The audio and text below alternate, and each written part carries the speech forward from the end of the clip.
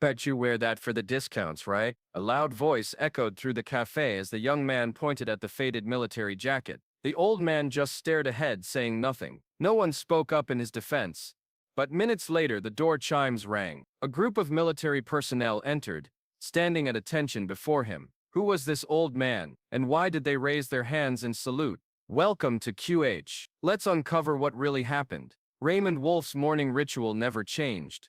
Not in 23 years. Each Memorial Day, he would polish his old combat boots, press his faded Marine Corps uniform jacket, and place his service cap carefully atop his thinning white hair. At 84, his body had surrendered to time, but his military bearing remained. Back straight, chin up, eyes forward. Raymond lived alone in a modest veterans apartment complex on the outskirts of Crestfield, Montana. His neighbors described him as quiet but dignified. He rarely spoke about his service, declined invitations to veterans events, and politely redirected conversations about his medals. What no one knew was that every Memorial Day, Raymond visited the same small cafe where he and his late wife, Margaret, had celebrated his safe return from Vietnam. After her passing, he continued the tradition alone, a private pilgrimage to honor both his fallen comrades and the woman who had waited faithfully through 3 deployments. This particular Memorial Day morning, Harborview Cafe was busier than usual. A group of college students occupied several tables, enjoying the holiday weekend. Regular customers filled the counter while families with children claimed the larger booths. Raymond entered silently, navigating between tables with the careful movements of someone accustomed to physical pain, but too proud to do it. He took his regular corner table beside the window, where a shaft of May sunshine illuminated the dust motes dancing in the air. Sophie, a waitress who had worked at Rosie's for over a decade, recognized him immediately. She didn't know his name or story, but she remembered him from previous Memorial Days, always alone, always in uniform, always ordering a single black coffee. "Good morning, sir," she said, placing a menu before him. "Just coffee, please," Raymond replied, his voice soft but clear. "Black." As Sophie turned toward the counter, the bell above the door chimed again. 3 young men in their mid-20s entered, laughing loudly about someone's recent breakup. The leader of the group, a tall athletic man with carefully styled hair and an expensive watch, scanned the room for available seating. His gaze landed on Raymond,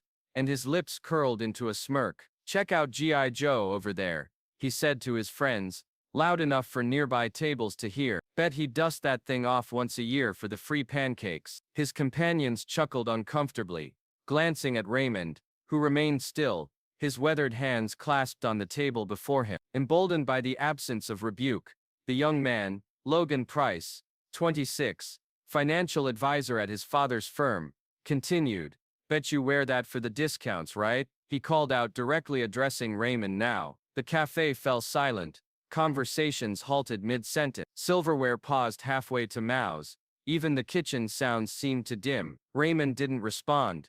His pale blue eyes, which had once tracked enemy movement through dense jungle canopy, remained fixed on the window beside him. His expression betrayed nothing. Not anger, not hurt, not embarrassment, just the impassive dignity of a man who had faced far worse than public mockery. No one spoke. Not Sophie, who stood frozen with the coffee pot. Not the manager, who peeked out from the kitchen at sudden silence. Not the elderly couple 3 tables over, who exchanged knowing glances.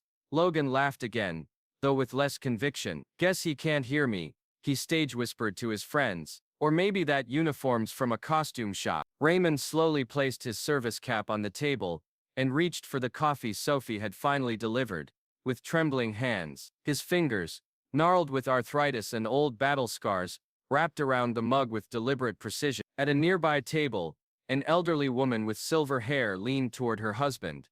"That's him," she whispered urgently. "The one who pulled you out of the trench." "I'm certain of it." Her husband squinted, studying Raymond with sudden intensity. Recognition dawned slowly across his face, followed by disbelief, then a profound reverence. Outside the cafe window, a black SUV with government plates, pulled to the curb. When everyone turns away, only conscience remains. "Want to know what happens next?" As Logan's mockery hung in the air, subtle reactions rippled through Harborview Cafe. A middle-aged man in a corner booth discreetly pulled out his smartphone and typed Raymond Wolf Marine into a search engine. His eyebrows lifted as he scrolled through the results. Sergeant Francis Raymond Wolfe, USMC, Korea and Vietnam veteran, Purple Heart recipient, Silver Star for valor in combat. The man quietly showed his screen to his wife, whose hand flew to her mouth. He's a real hero, the man whispered, angling his phone so others nearby could glimpse the search results, which included a black and white photograph of a younger Raymond in full dress uniform, stern-faced and impossibly straight back. At the counter, a young woman in her late 20s observed the situation with increasing distress. She slipped outside, phone already pressed to her ear. Uncle David, it's Alyssa. I need you to come to Harborview Cafe right now. Her voice dropped to an urgent whisper. There's a Marine veteran here being harassed. Elderly man wearing his uniform. Someone just called him a fake. She listened briefly. Yes, I'm sure. Memorial Day, full dress, white hair. Another pause. No, I don't know him. But you always said we owe them respect, especially today. Inside, Logan's friends had grown visibly uncomfortable with his behavior. One checked his watch repeatedly. Another studied the menu with unnecessary intensity. Logan himself sensed the shift in atmosphere, the silent disapproval radiating from the other patrons, but pride prevented him from backing down. Maybe he's deaf, Logan suggested loudly. Hey sir, he called to Raymond, thank you for your service. His air quotes around the word service drew a sharp intake of breath from nearby tables. Raymond remained still, his attention seemingly fixed on something distant and invisible. From an outside perspective, he appeared either oblivious or indifferent to the mockery, but those seated closest to him noticed the subtle tightening of his jaw, the almost imperceptible tremor in his right hand. With methodical calm, Raymond reached into his jacket and withdrew a worn envelope, yellowed with age, increased from decades of handling. From inside, he removed a faded photograph and a letter, placing them carefully beside his coffee cup. The photograph showed a young woman with dark hair and a brilliant smile standing before a 1960s-era Harborview Cafe. The letter, written in delicate feminine handwriting, was dated May 3rd. If you come home to me, Raymond, promise we'll have coffee here every year on this day. I'll wait for you forever if I must, and if I'm gone before you, keep our tradition. Perhaps someday someone will remember. Sophie, delivering orders to a nearby table, caught a glimpse of the letter and photo. Her eyes welled with tears as understanding dawned. This wasn't just any veteran enjoying a free coffee. This was a man honoring both fallen comrades and a personal promise made half a century ago. Outside, the black SUV that had parked moments earlier disgorged a young Marine in casual civilian attire. Lieutenant Nathan Drake, 32, had received his Aunt Alyssa's call while attending a Memorial Day service 2 miles away. He entered Harborview Cafe alone, scanning the room until his gaze landed on Raymond's uniform figure.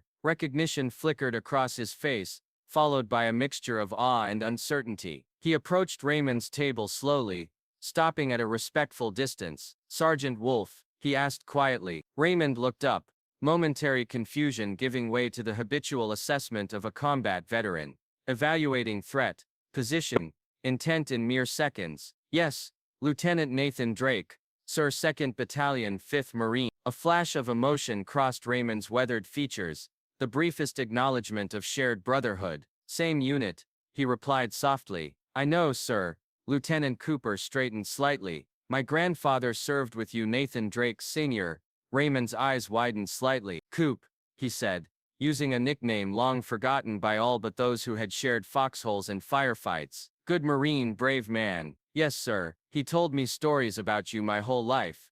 About Hill 9. Nearby patrons listened intently now, sensing something significant unfolding. Logan, still standing with his friends near the entrance, shifted uncomfortably. Your grandfather, Raymond began, then paused to clear his throat. He made it home okay, Lieutenant Cooper nodded. Lived to 82, passed 3 years ago, but he never stopped looking for you. None of them did. I didn't want to be found, Raymond admitted.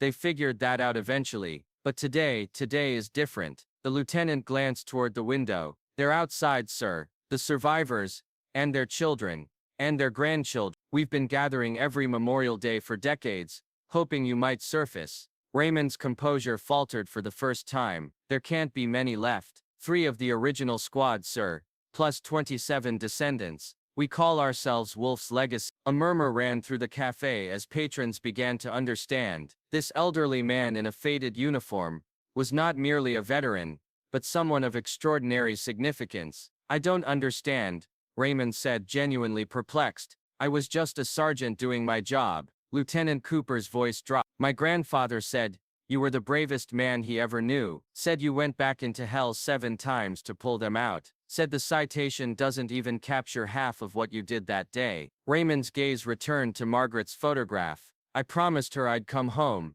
he said simply. Couldn't do that without bringing as many of our boys as possible. Outside, more vehicles had arrived. Men in their 70s and 80s emerged slowly, some walking with canes, others in wheelchairs. Younger family members assisted them toward the cafe entrance. Lieutenant Cooper extended his hand to Raymond. They've waited a long time for this moment, sir. Will you meet them? Raymond hesitated, then carefully refolded Margaret's letter and returned it to his pocket. He placed a $5 bill beneath his coffee cup, set his service cap squarely on his head, and rose with deliberate dignity. As Raymond moved toward the door, the cafe patrons unconsciously straightened in their seats. The air itself seemed charged with anticipation. Logan and his friends pressed themselves against the wall, suddenly invisible in the unfolding drama. The lieutenant reached the door first, holding it open. Ladies and gentlemen, he announced to those outside. I found him. I don't know about you, but this part really hit me. Type respect if it moved you too. The wind chimes above Rosie's cafe door tinkled softly as Lieutenant Cooper held it open. Raymond Wolf hesitated at the threshold, his weathered face revealing momentary uncertainty before resuming its stoic expression. For over 50 years, he had avoided recognition, ceremonies, and reunions. Now, without warning, his carefully maintained anonymity was evaporating before his eyes. As Raymond stepped outside, 6 Marines in immaculate dress blues snapped to attention on either side of the cafe entrance. Their synchronized movements, practiced, precise, instinctual, created a perfect corridor of honor. As one, they raised their right hands in formal salute, holding the position with statue-like stillness. Inside the cafe, patrons rose from their seats, drawn to the windows to witness the unfolding scene. Sophie, the waitress, pressed her palm against her heart. The elderly couple clasped hands tightly. Not a word was spoken, the collective silence born not from awkwardness, but profound respect. Logan stood frozen, the blood draining from his face as realization dawned. His friends stared at the floor, shame radiating from their postures. Outside, behind the honor guard of active duty Marines, stood 3 elderly men, each bearing the unmistakable dignity of combat veterans. Though time had bent their frames and whitened their hair, they held themselves with military bearing. One sat in a wheelchair with an oxygen tank, another leaned heavily on a cane, the third stood unaided, but with the careful balance of someone managing chronic pain. Beyond them gathered a larger group, children and grandchildren of Wolf's Legacy, as Lieutenant Cooper had called them, nearly 30 people of various ages, from teenagers to middle-aged adults, waited with reverent anticipation. Raymond descended the cafe steps slowly, acknowledging the Marine's salute, with a crisp return gesture that belied his 84 years. As he approached the 3 elderly veterans, the man in the wheelchair removed his oxygen mask, with trembling hands. Sarge, he said, voice barely audible. Been a while. A flicker of recognition crossed Raymond's face. Martinez? Raymond Martinez? The man nodded, tears tracking down his deeply lined face. 54 years, 2 months and 17 days. But who's counting? The second veteran stepped forward. Williams, sir. Thomas William. And Jackson, said the third. You pulled us all out of that hellhole. Every last one of us. Raymond stood before them, his composure threatened for the first time. I thought, they told me Williams didn't make it. Thomas Williams shook his head, clinically dead for 6 minutes. But the medics brought me back, all because you got me to the extraction point. A distinguished man in his 60s stepped forward. Lieutenant Colonel Andrew Everett, current commander of the unit in which Raymond had once served. Sergeant Wolf, he said, extending his hand. We've been looking for you for 3 years. Raymond accepted the handshake with visible reluctance. I wasn't lost, Colonel. No, sir. You weren't, Clay agreed. But your story was, your example, your legacy. He gestured to the gathering. Today, no one in our unit is permitted to be absent. For you, and for those who didn't come home, Clay turned to address the growing crowd of cafe patrons who had ventured outside. In 1969, during some of the most intense fighting of the Vietnam War, Sergeant Raymond Wolf's squad was ambushed and pinned down in enemy territory, with their radio operator killed and half the men wounded. They had no way to call for extraction. Raymond's expression tightened, his eyes focusing on some distant point as the memories resurfaced. Sergeant Wolf made a decision, Clay continued. He moved through enemy fire to reach a secondary position where communications might be possible, but when he got there, he discovered more wounded Marines. Instead of continuing his mission, he dragged the first wounded man back to his squad's position. Clay's voice grew more intense. Then he went back 6 more times, under constant enemy fire with shrapnel wounds to his legs and back, each time bringing another Marine to safety. The crowd had fallen completely silent. Even the ambient street noise seemed to have hushed indifference to the story. On his 7th trip, Sergeant Wolf was hit badly, but he still managed to radio coordinates for evacuation before losing consciousness. All 7 Marines he rescued survived. Sergeant Wolf was extracted with them, but disappeared from the military hospital 3 days later. He was listed as AWOL, then eventually as having died from his wounds. Raymond's jaw tightened. I had someone waiting for me, he said quietly. Margaret, my wife. She'd already been told I was dead. I couldn't let the Corps keep me for debriefings and ceremonies when she was suffering. So you disappeared, Clay nodded. Became Francis Wolf. Civilian, moved to Montana with your wife. Never claimed your Silver Star or your second Purple Heart. Never contacted your unit. Never sought recognition. Recognition doesn't bring back the dead, Raymond replied, and I'd made her a promise. From the edge of the crowd, Alyssa, Lieutenant Cooper's niece, who had made the initial call, stepped forward. You didn't just save my grandfather that day, Mr. Wolf, you saved our entire family. 3 generations exist because of what you did. Colonel Everett reached into his uniform jacket and withdrew a small case. The Marine Corps doesn't forget its own. Sergeant, your medals were held in trust. Today we fulfill that trust. He opened the case to reveal the Silver Star and Purple Heart that Raymond had never claimed. These belong to you, as does our eternal gratitude. As Clay pinned the medals to Raymond's faded uniform jacket, the cafe patrons who had gathered outside spontaneously began to applaud. The sound swelled, echoing down the street. From the cafe doorway, Logan pushed forward, his face flushed with shame. He stopped before Raymond and dropped to one knee, head bowed. Sir, he said, voice cracking, I'm sorry, I didn't know. I was ignorant and disrespectful. Raymond studied the young man for a long moment. Stand up, son. Logan rose slowly, unable to meet Raymond's gaze. I didn't wear this uniform for recognition or respect, Raymond said, loud enough for others to hear. I wore it for them. He gestured toward the 3 elderly veterans, and for those who never came home, and for her. He touched the pocket containing Margaret's letter. The uniform doesn't make the man, Raymond continued. Sometimes the man makes the uniform worthy of respect. He extended his hand to Logan. We all make mistakes. It's what we learn from them that matters. Logan accepted the handshake, tears streaming down his face. As the formal ceremony concluded, the gathering transformed into an impromptu reunion. The 3 surviving squad members clustered around Raymond, sharing memories and introducing family members. Cafe patrons mingled with Marines, listening to stories spanning half a century. Sophie approached with fresh coffee for everyone.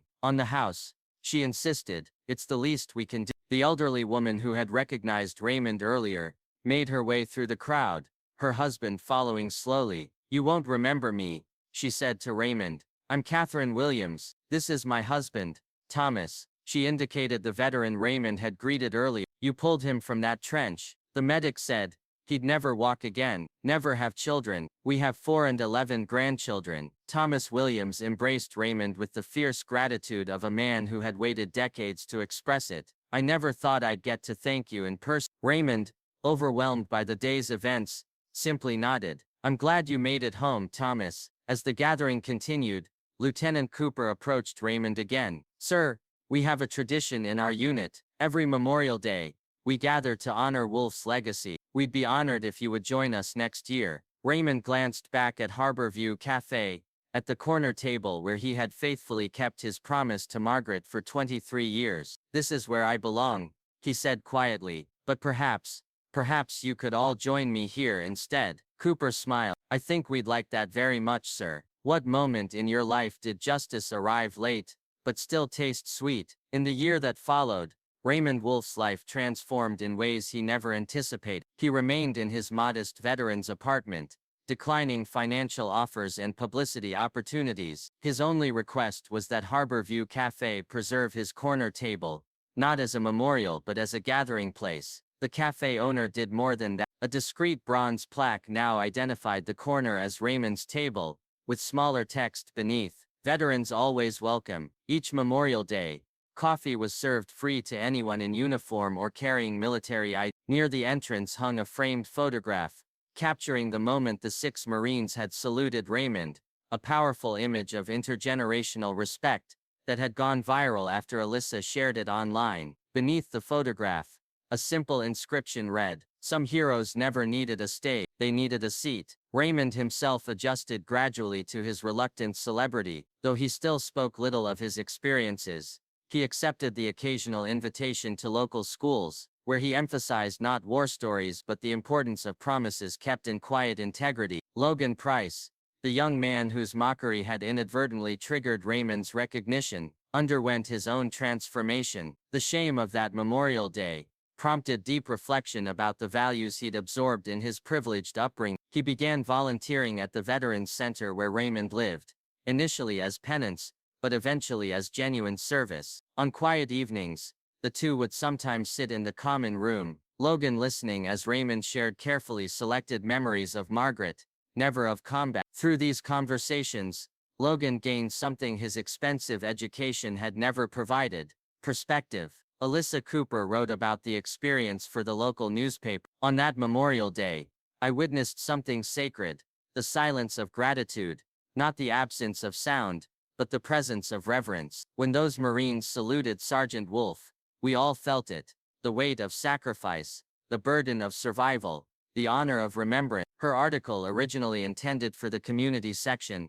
was syndicated nationally. Perhaps the most meaningful outcome emerged organically. Veterans who had long isolated themselves, carrying private burdens of war, began appearing at Raymond's table. Some came in uniform, others in civilian clothes, spanning conflicts from World War II to Afghanistan. They rarely discussed combat directly, but the unspoken understanding between them created a healing space words alone could never provide. That Memorial Day had begun with silence and ended with legacy. And as Raymond sat quietly at his corner booth the next morning, watching a teenage boy in ROTC uniform salute the photo at the door, he felt something he hadn't in decades. Not because the world had changed, but because someone somewhere finally remembered the promise behind the uniform. A promise not of glory but of sacrifice and love. As another Memorial Day approached, Raymond reflected on Margaret's letter, the promise that had guided half his lifetime. Perhaps someday someone will remember. They remembered not just his actions on a distant battlefield, but the quiet dignity with which he'd carried both his honors and his scars. "Not everyone who wears an old uniform needs your understanding," Raymond told a student who asked what civilians should know about veterans. "They just need you not to mock them. Heroes don't demand titles," he explained to another. "They leave change behind. Salute a soldier while you can." He advised a young man considering military service. "You never know who you're standing before. Justice may be delayed, but it is never absent. Don't give up when you're doing what's right." What moment have you stood firm when the world stood against you? Share it now. Subscribe to QH Incredible Stories to see that truth and justice ultimately prevail. Share this video with someone who needs faith in doing the right thing. We told their story, you gave it meaning. Thank you.